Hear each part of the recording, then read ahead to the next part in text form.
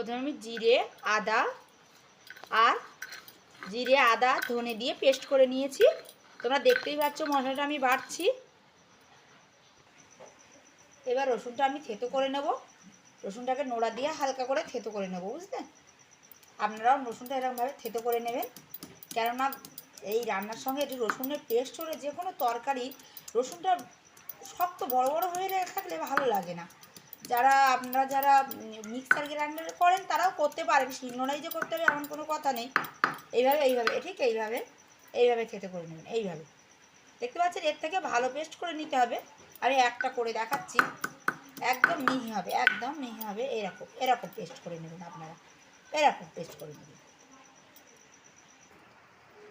তোমরা দেখতেই পাচ্ছ আমি কি মশলা নিয়েছি, সেটা তোমরা দেখতেই পাচ্ছ। এবার আমি বাকিটা, কড়াটা গরম হয়ে গেছে। এবার কড়াতে আমি একটু তেল দেবো।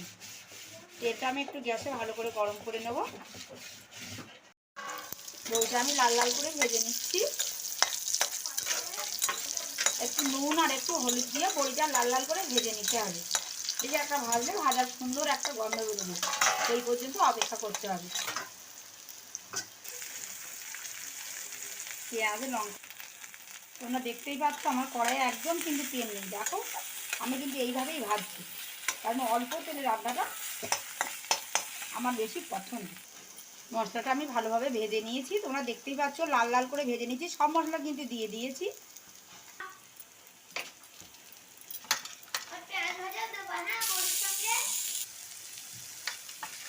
আমি পেঁপেটা দিয়ে দিচ্ছি, ছড়িয়ে দিচ্ছি পেঁপেটা। দেখতে পাচ্ছ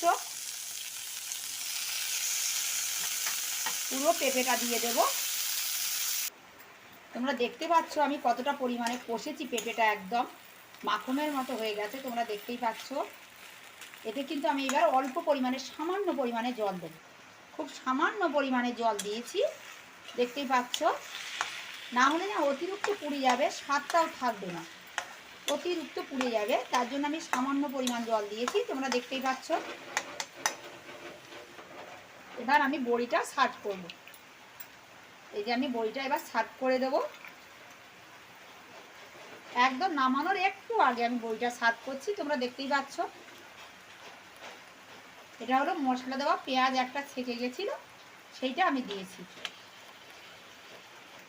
এবার নামানোর আগে আমি একটু মশলা দেবো। এটা হলো জিরে গুঁড়ো, জিরে ভেজে ভালো করে ভেজে সেটাকে একটু ধনে আর জিরে একসঙ্গে ভেজে একটু গুঁড়ো করে রাখতে হবে।